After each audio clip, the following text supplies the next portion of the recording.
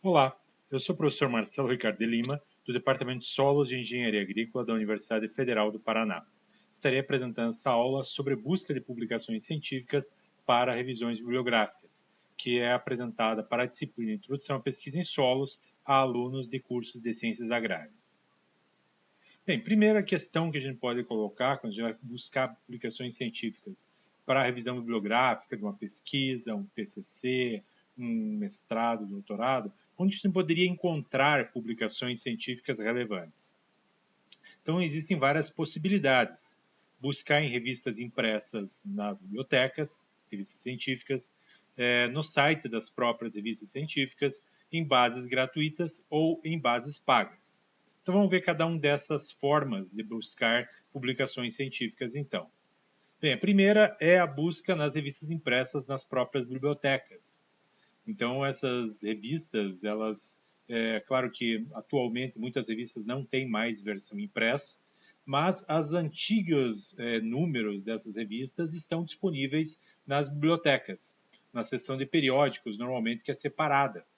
Então, a gente pode utilizar as bibliotecas justamente para encontrar artigos que não estão na coleção online, principalmente para encontrar artigos que são mais referenciais na área, né?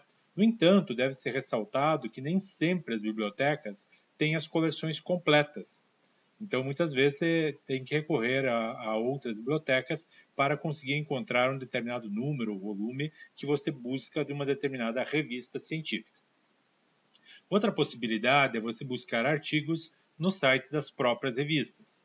No entanto, esta possibilidade ela permite buscar apenas uma revista científica de cada vez. Então, eu apenas vou utilizar esta ferramenta quando a gente sabe que determinada revista é muito relevante para a área de pesquisa estudada. Por exemplo, se eu estou estudando a área de ciência de solo aqui no Brasil, uma revista muito relevante, obviamente, é a Revista Brasileira de Ciência de Solo. Então, eu poderia começar minha busca buscando justamente artigos na Revista Brasileira de Ciência do Solo. Então, ao entrar no site da revista, tem um mecanismo de busca lá para eu tentar encontrar artigos relacionados à minha área de pesquisa. É claro que, como eu já disse, ao buscar no site da própria revista, você limita a sua busca à própria revista, né? Então, é claro que isto é um fator que limita um pouco o seu alcance de busca. Existem algumas revistas científicas cujo acesso é gratuito e outras que você tem que ter assinatura para poder entrar nesta revista e poder acessar os artigos. Muitas vezes elas têm até mecanismo de busca que é gratuito, mas a hora que você vai buscar o artigo em si, você teria que ser um assinante ou pagar para ler determinado artigo. Tem também os repositórios gratuitos. Possuem as publicações científicas em textos integrais. Então, eles reúnem apenas, é claro, aquelas publicações científicas com acesso aberto e gratuito. Então, os repositórios gratuitos, você tem a revista na íntegra com os artigos na íntegra.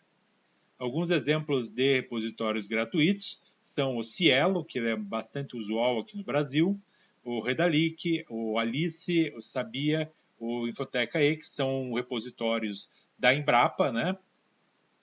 O catálogo de teses e dissertações da CAPES. Então, se eu procuro, por exemplo, teses e dissertações aqui no Brasil, um lugar que eu deveria procurar efetivamente seria o catálogo de teses e dissertações da CAPES, porque todas as teses e dissertações defendidas no Brasil é obrigatório o depósito delas no repositório da CAPES.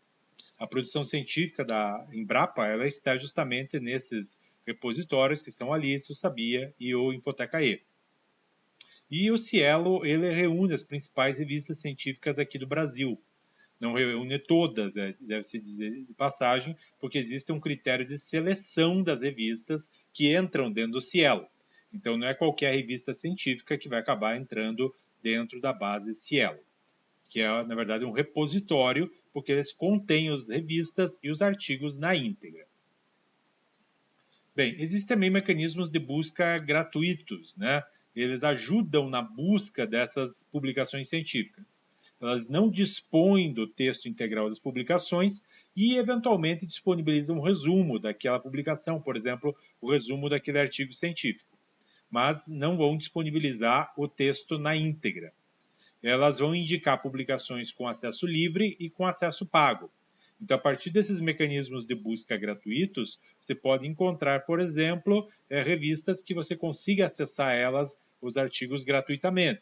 Assim como elas podem indicar revistas cujo acesso é pago, onde você precisa de uma assinatura ou pagar para a leitura de cada artigo da revista. Alguns exemplos de mecanismos de busca gratuitos bastante utilizados na área de ciências agrárias, o próprio Google Acadêmico, embora de fato não seja uma ferramenta muito boa para a busca de artigos científicos, porque ela, embora esteja melhorando, ainda tem poucas funcionalidades. Então, embora seja muito comum os estudantes de iniciação científica na área de ciências agrárias utilizarem o Google Acadêmico ou até mesmo o Google normal para a busca de artigos, realmente não é uma ferramenta adequada para isso, né? Ela tem poucos mecanismos, poucas ferramentas de busca e realmente ela acaba trazendo muitas respostas que não são, muitas vezes, as mais relevantes para você. Existem outras ferramentas que são específicas para a busca de artigos, como o Directory of Open Access Journals, o Agrícola, que é do Departamento de Agricultura dos Estados Unidos, o Agris, que é da FAO-ONU, o Agrobase, que é da Binagre, que é nacional, né? O Latindex, o WordCat, o Crossref, são mecanismos já mais direcionados para a busca de artigos. Mas todos eles são gratuitos, né?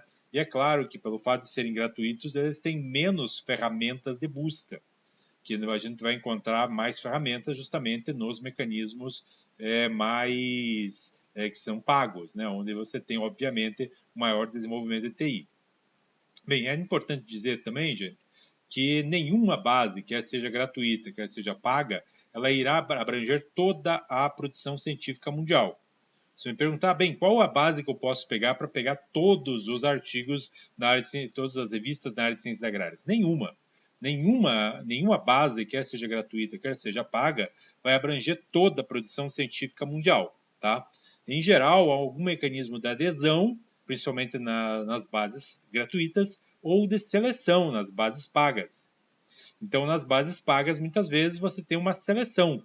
Então, nem todos os artigos, todas as revistas vão estar nas bases pagas, porque elas selecionam por algum critério para quais são as revistas que vão ser incluídas ou não naquela base, tá? Então, se eu abrir alguma base, não quer dizer que eu vou encontrar toda a produção científica naquela área do conhecimento. Não. Apenas aquelas revistas, ela vai incluir aquelas revistas que aderiram àquela base ou que foram selecionadas por aquela base, tá certo? Bem, elas ajudam essas bases pagas daí na busca de publicações científicas, porque elas possuem mecanismos de busca mais eficientes do que aquelas bases gratuitas. Elas disponibilizam normalmente o resumo ou o texto integral, depende da base paga. E indicam publicações com acesso livre e pago, ou seja, nas bases pagas eu vou só encontrar revistas pagas? Não. Eu vou encontrar também nessas bases pagas indicações de revistas que são também gratuitas, tá? Então, nas bases pagas eu vou ter digamos assim, um escopo de busca melhor, né? Porque ela vai me dar um retorno de artigos que sejam mais relevantes para mim do que eu procurar, por exemplo, no Google Acadêmico. Alguns exemplos de bases pagas, eu acho que o principal de todos é o Web of Science, da Clarivate Analytics. O Web of Science, ele é, digamos assim, onde você encontra, de maneira geral, digamos assim, a nata da produção científica mundial, né? O Web of Science ele é mais rigoroso, não é qualquer revista que vai entrar no Web of Science. Então, você tem um sistema de seleção das revistas que entram no Web of Science, não é qualquer revista que vai entrar no Web of Science, e você tem mecanismos de busca muito bons no Web of Science. Inclusive, a versão mais nova, inclusive, do Web of Science é muito boa, inclusive, ela permite, você tem várias ferramentas de busca para você encontrar aquilo que exatamente você está procurando. Outra ferramenta muito boa é o Scopus, também da Red Elsevier, o Science Direct, também da Red Elsevier, o Springer Link, o Wiley Online Library, o Taylor Francis Online, o Cab Abstract. É claro que cada uma dessas bases elas abrangem um escopo de revistas diferente. Então, se eu fizer uma busca no Web of Science, não vai ser a mesma, não vou encontrar os mesmos resultados que eu vou encontrar no Scopus, por exemplo, eu vou encontrar no Cab Abstract. Porque cada uma dessas bases pagas, ela tem, digamos assim, um número de revistas, uma variedade de revistas que ela inclui para você poder procurar ali dentro, tá? Então, ela vai procurar em todas as revistas do seu escopo, mas ela limita os escopos que cada uma dessas revistas elas abrangem, né? Então, o Web of Science, por exemplo, é mais restritivo. Cab Abstract, por exemplo, é mais amplo. Só que ao ser mais amplo, também você vai encontrar mais artigos que podem ser eventualmente, digamos, estarem em revistas de menor qualidade, de menor impacto, digamos assim, não necessariamente de menor qualidade. O acesso às bases e revistas pagas pode ser feito também pelo periódicos CAPES. Então, existe esse site, né, que é o www.periodicos.capes.gov.br, que ele disponibiliza lá tanto as bases gratuitas quanto as pagas. É claro que para acessar as pagas, a instituição de ensino ou de pesquisa na qual você está, ela tem que estar autorizada pela CAPES a utilizar o periódicos CAPES. É claro que o periódicos CAPES ele não vai assinar todas as revistas científicas pagas do mundo, nem todas as bases pagas do mundo, mas acessa, digamos, as principais e grande parte das principais revistas e bases pagas no mundo, tá? Então, eventualmente, vocês podem ter alguma revista científica que você não vai encontrar no periódicos CAPES, infelizmente. Mas grande parte das revistas pagas estão lá e também grande parte das bases pagas estão lá no periódicos CAPES. Então, realmente, é uma oportunidade que a gente tem aqui no Brasil, se a sua instituição é autorizada pela CAPES a ter acesso à parte paga do periódicos CAPES, é muito grande o rol de revistas e de bases que você pode estar lá acessando. Então, cada instituição tem que ver lá na sua biblioteca qual que é, digamos assim, o procedimento para você estar acessando do seu computador aí o periódicos CAPES, a parte, digamos assim, restrita do periódicos CAPES. Tem uma parte do periódicos CAPES que é aberta, qualquer um pode acessar lá, que é a parte de acesso livre. Mas tem outra parte do periódicos CAPES que ela é restrita, você só consegue acessar fazendo login através da sua instituição. Então você tem que consultar na sua instituição de ensino qual que é o mecanismo lá para você poder estar fazendo acesso ao periódicos CAPES. Bem, quando a gente vai fazer uma pesquisa em qualquer uma dessas bases, quer sejam elas pagas ou gratuitas, um aspecto muito importante, independente da base utilizada, são as palavras-chave, que os americanos também chamam de keywords. Então, as palavras-chave é as palavras, os termos que a gente vai jogar na busca lá dentro dessas bases. Assim como eu busco lá, por exemplo, no Google, né? Eu também vou colocar palavras-chave lá no Google para pesquisar, assim como eu vou pesquisar lá nessas bases pagas ou gratuitas. Então, deve-se preferencialmente evitar termos muito genéricos. Por exemplo, se você está procurando artigos sobre zinco na cultura da soja, se você colocar apenas zinco em português, vai achar pouca coisa. Digo, vai achar muita coisa e que não te interessa. Se você colocar em inglês, vai achar mais coisa ainda, mas que só for zinco, pode encontrar, por exemplo, zinco na nutrição humana, ou problemas de toxicidade de zinco em humanos ou animais, que eventualmente podem não te interessar. Mas se eu queria saber zinco na soja, é bom eu estar adicionando as duas coisas juntas. Então eu posso até utilizar um operador booleano, que é o AND. Então, zinc and soybean. Então vai ter daí uma pesquisa que ela considera todos os artigos onde tenha zinco e soja. De maneira que vou ter resultados mais específicos para o que eu quero. Embora, é claro, possa aparecer coisas como o teor de zinco na soja, na nutrição humana, por exemplo, animal. De repente eu estava pensando apenas zinco na nutrição de plantas, né? Então é claro que eu vou ter que fazer mais um refinamento posteriormente nessa escolha, nessa busca. Bem, então tem alguns operadores booleanos que a gente pode utilizar para melhorar a nossa busca, né? Para que a gente tenha palavras-chave mais interessantes. Por exemplo, o AND. O AND é para colocar todos os registros que contêm os dois termos separados pelo operador, ou seja, por exemplo, ali, soja e zinco, né? Então, daí, ele só vai encontrar para mim artigos científicos naquela base que tenham soja e tenham zinco, tá? Então, o AND é um operador booleano bastante utilizado. Note que normalmente a gente vai fazer essas pesquisas usando o inglês. Eu poderia fazer as pesquisas usando o português, mas o meu número de resultados ia ser muito pequeno. Porque menos os artigos publicados em português, eles vão ter lá a palavra keywords em inglês e vão ter também abstract em inglês. Então, também você pode procurar os artigos produzidos em português através das bases utilizando os termos em inglês. Um outro operador booleano muito utilizado é o ou, né? Então, para registrar, encontrar registros que contêm um dos dois termos, né? Por exemplo, lá, calagem ou correção da acidez. E é claro que eu podia utilizar eles também em inglês aqui, também, né? Então, se eu utilizar posso pesquisar lá artigos que contenham calagem ou que contenham correção da acidez. Então, pesquisando um ou outro, ele vai encontrar artigos que têm um termo ou que têm o outro termo, né? O NOT também, né? Então, de repente, eu quero fazer uma pesquisa sobre Bradyrhizobium, mas não o Bradyrhizobium japônico. Quero outros tipos de Bradyrhizobium. Então, eu posso utilizar o operador booleano NOT, que também vai me dar todos os que tiverem Bradyrhizobium, mas não aqueles que têm Bradyrhizobium japônico. O near, ele pode ser interessante, porque ele pode estar associando palavras que estejam separadas por um número máximo de palavras. Ou seja, eu quero, de repente, artigos que tenham a palavra soil e tenham a palavra zinc, mas que essas palavras estejam próximas dentro, por exemplo, dos resumos desses artigos. Então, eu posso utilizar o termo near para justamente encontrar artigos onde as duas palavras estejam relativamente próximos dentro das frases, dentro dos resumos, né? Por exemplo, ou dentro dos títulos, aquilo que eu selecionar dentro da busca. As aspas servem quando a gente quer que eu sempre encontre as duas palavras juntas e não separadas.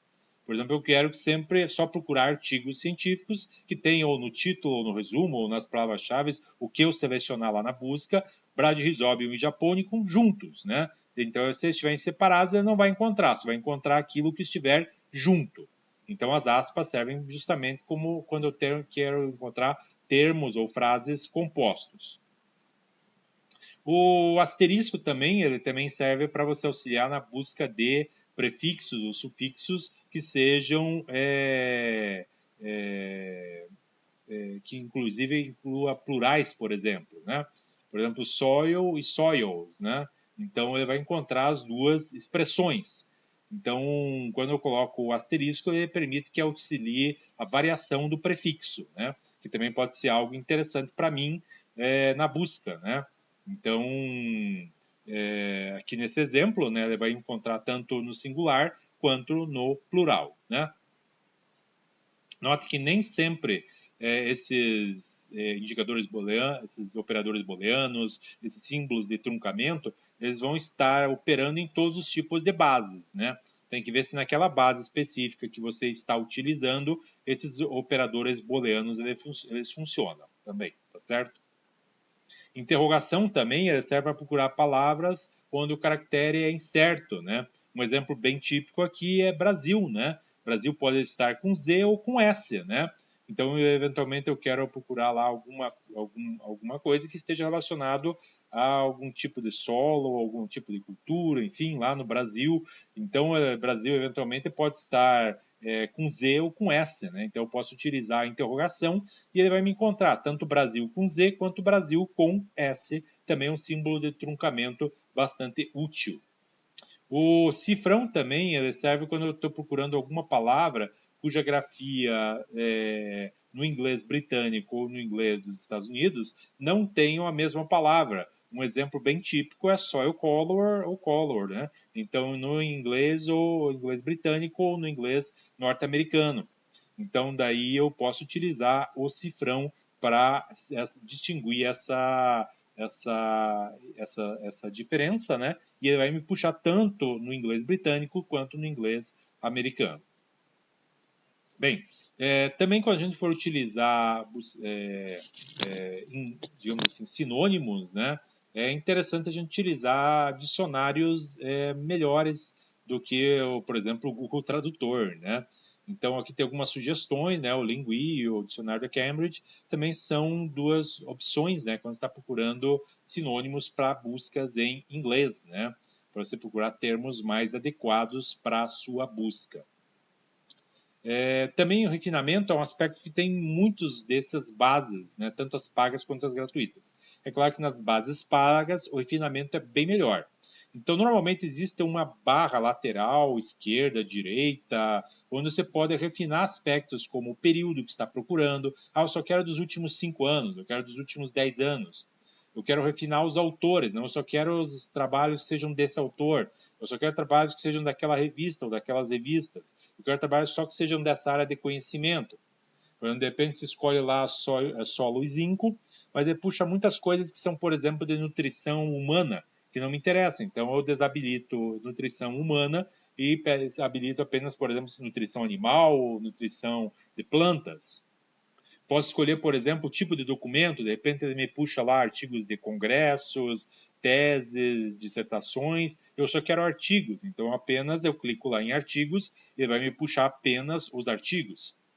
De repente eu quero apenas selecionar a instituição dos autores, então eu quero só trabalhos, por exemplo, da UFPR, ou quero trabalhos apenas em inglês, trabalhos apenas em português, trabalhos de algum determinado país, só quero trabalhos, por exemplo, da Inglaterra, só quero trabalhos, por exemplo, da China. Então, daí eu posso estar selecionando vários aspectos na minha busca. Então, é claro que os operadores mais, digamos, gratuitos, eles, em geral, não têm tantas ferramentas de refinamento.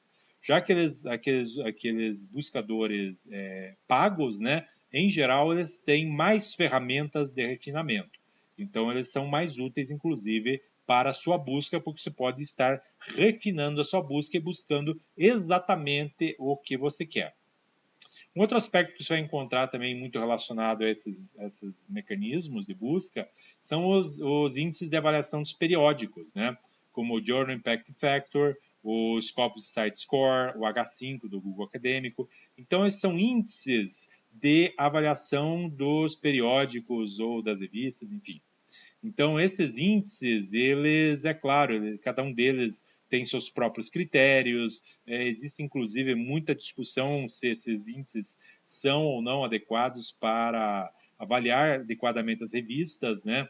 Porque muitas vezes você pode estar avaliando uma revista que pode estar olhando uma revista que tem um alto fator de impacto, mas não é porque todos os artigos daquela revista eles têm um alto impacto, mas de repente aquela revista tem alguns artigos com alto impacto e que acaba impactando a revista como um todo. Isso, inclusive, é um fator de crítica muito grande a esses índices de avaliação de periódicos, porque eventualmente você está dando uma qualificação de que aquela revista ela tem um grande impacto na comunidade acadêmica, científica, porque tem um ou dois artigos, ou poucos artigos lá, que eles têm um grande número de citações em outros artigos. Mas, de fato, a maior parte dos artigos daquela revista não tem esse mesmo impacto na comunidade científica. Então, gente, também tem que se olhar com certo cuidado esses índices de avaliação de periódicos, porque existem críticas, obviamente, a esses índices, né? Porque muitas vezes eles podem não estar refletindo uma revista de alto impacto, mas uma revista que tem alguns artigos com alto impacto. E como, de maneira geral, a gente mede esse impacto? Pela quantidade de citações desses artigos em outros artigos científicos. Ou seja, a ideia de que esses artigos científicos publicados foram relevantes para outros pesquisadores escreverem seus artigos científicos. Então, essa que é, digamos assim, o grande mote da pesquisa, né, hoje em dia, né? Eu produzir artigos que sejam, digamos, referenciados por outros pesquisadores em outras revistas de relevância. Então, esses índices de impacto, eles procuram medir isso, né? Então, existem métricas, existem modelos matemáticos, então, para você estar medindo o quanto que um artigo ou quanto que aquela revista consegue impactar artigos publicados em outras revistas, né? Com base em índices como esses, que a CAPES, que é um órgão do governo federal vinculado ao Ministério da Educação, classifica as revistas numa plataforma chamada Qualis para fins de avaliação dos cursos de mestrado e doutorado no país, né? Então, os cursos de mestrado e doutorado no país são avaliados periodicamente pela CAPES, e o principal critério que a CAPES utiliza para avaliação desses cursos é a produção científica, a produção de artigos científicos por esses cursos de mestrado e doutorado. Então, para avaliar a produção científica, a CAPES qualifica as revistas, né, nessa plataforma Qualis, para indicar quais revistas apresentam maior pontuação, quais revistas apresentam menor pontuação, na hora de avaliar os cursos de mestrado e doutorado no país. Então, é claro que não é um sistema totalmente que não, a gente diga, não, é 100%, todo mundo concorda com ele. Não, é claro que existem discordâncias, porque é claro que existem dúvidas até dos próprios índices de avaliação de impacto dos periódicos, né? Que, como eu falei para vocês, eventualmente algum periódico pode estar com índice de impacto muito alto, porque tem alguns artigos muito bons, mas outros nem tanto. Então, é claro que a gente nunca vai chegar, talvez, num índice perfeito, né? A gente trabalha com a imperfeição dos índices e é claro que a imperfeição desses índices de impacto dos periódicos vão se refletir, é claro, nas dúvidas ou nos questionamentos que as avaliações dos cursos de mestrado e doutorado têm também no país. Mas é claro que é melhor existir algum tipo de avaliação do que nenhuma avaliação, né? Por mais que a gente entenda que existam dúvidas ou questionamentos em relação aos critérios de avaliação dos periódicos e, por consequência, dos cursos de mestrado e doutorado, é claro que é muito melhor a gente ter algum sistema de avaliação, por mais que a gente entenda que ele possa ter imperfeições, do que não ter nenhum sistema de avaliação ou um sistema de avaliação sem nenhuma métrica, sem nenhum aspecto quantitativo. Bem, também para terminar agora, falar um pouquinho sobre o DOI, né? O DOI ele é um sistema de identificação numérico para conteúdo digital, como livros, artigos eletrônicos e documentos em geral. Mas ele é utilizado principalmente para artigos científicos, tá? Então, ele é muito utilizado para artigos científicos. Então, ele deve ser utilizado como referência principal para a gente localizar uma publicação na internet. Porque, claro, se eu pegar um artigo científico, ele tem uma URL, né? Ele tem um endereço da internet que ele está lá na revista científica. Mas o que acontece é que muitas vezes a revista científica ela muda o site dela, ela muda a estruturação do site, e muitas vezes aquele link no qual estava localizado aquele artigo científico acaba mudando. No entanto, o DOI ele é um número, digamos assim, entre aspas, permanente, né? Porque mesmo que mude o endereço daquele artigo na revista, que a revista mude lá o seu endereço, mude lá a sua URL, aquele DOI continua o mesmo para aquele artigo. Então, ele continua identificando para a gente aonde que eu posso encontrar aquele artigo científico. É claro que nem todas as revistas científicas e também nem todos os artigos possuem DOI, tá? Algumas revistas científicas, por uma questão de economia, acabam só atribuindo um DOI para a revista e não para cada artigo, que seria o ideal. O ideal, na verdade, é cada artigo científico publicado naquela revista ter um DOI específico. Aqui vou dar um exemplo. Você tem aqui a Revista Brasileira de Ciência do Solo e tem esse artigo publicado na Revista Brasileira de Ciência do Solo. Então, ali está o DOI deste artigo. Então, se eu colocar esta URL aí, esse endereço de internet, eu vou encontrar este artigo da Revista Brasileira de Ciência do Solo especificamente. Bem, gente, então era isso que eu gostaria de apresentar para vocês. Espero que esta apresentação tenha sido útil. Obrigado, então, pela atenção de vocês.